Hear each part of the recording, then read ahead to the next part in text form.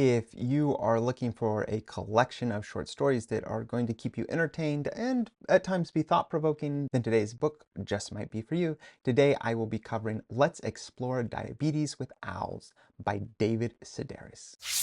Welcome to Spencer Reads Everything. I'm your host, Spencer Duncan, and today we're taking a look at another David Sedaris book.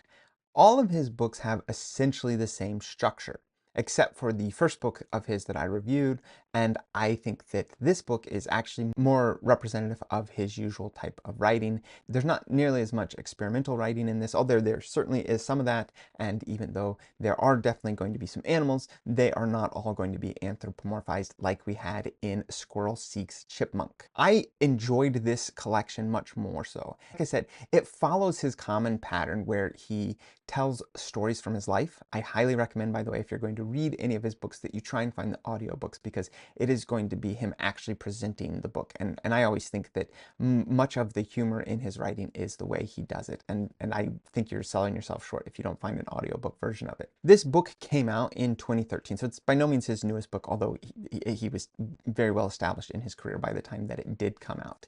And because it came out in 2013, there were a few interesting elements of it that were products of the time that you don't necessarily see in any of his other books, or it's not necessarily as obvious as it is in his other books.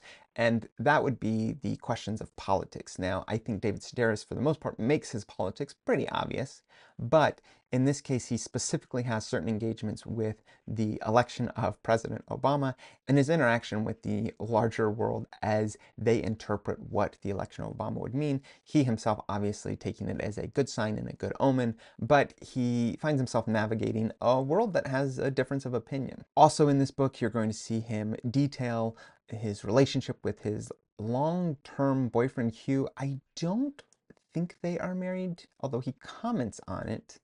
Although this came out before same-sex marriage was legalized in America, I'm not entirely sure of the current situation with his partner, but it is something that comes up. And that is also a key element of much of his writings, is not just his relationship with Hugh, but his sexuality. And that is something you should be aware of if that's something that is going to affect your decision, whether you want to read this book or not, or really any of his books. There's not a whole lot I can say about this book, because each of the stories that he tells is pretty disconnected from one another. And like I said, it's usually just stories from his life, and he tells it in as anecdotal a way as possible and tries to make it as humorous as possible. But we're looking at 26 different stories, and some of them aren't stories from his life. Like I said, some of them are a little more experimental, and a couple of them he is deliberately as offensive as possible. He does that on purpose. It's meant to be a joke, and it's meant as a social criticism, putting too much stock in what somebody wrote, especially if they're investing more interest and emotion into whatever that material is than what the author intended. So he does have a series of stories that are deliberately offensive. So those would be some of the more experimental ones that he tells. By and large, most of the stories that he tells are just him living his life and the way he interprets the world around him. It's going to deal a lot with his relationships, and not just with Hugh, but a lot with his father, which he clearly had a challenging relationship with his father growing up, and his mother, who passed away some time ago, but she's still a big presence in a good deal of his works. Really, his whole family plays a sizable role in essentially all of his works. So who would I recommend this for? Well, anyone that likes to take in short, digestible, and comical stories. That's what he specializes in, and he does it well. There may be a few elements that you're not interested in. He gets a little political, and the fact that his sexuality is something that he's frequently commenting on may also be a reason why some people may not want to read this. But I think that they are very well done. I find him to be very funny. I do think that sometimes he can be pretty self-centered, and I actually think that that's part of the humor, and I think he's aware of that, and he plays off of that.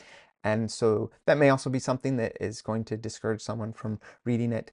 I would not recommend this for somebody that is looking for a biography exactly, because although he tells some biographical stories, you don't know how much of what he's telling is actually based off his experience and how much of it is slightly twisted to make it more interesting. And like I said, he even has a few stories that are clearly not true. They're meant to be off-putting. And so that is also an element of these that some people may not care for. Overall, I would recommend this though to most people that are just looking for entertaining stories, because that's exactly what David Sedaris specializes in. Of course, I would like to know what you guys think. Please let me know in the comments.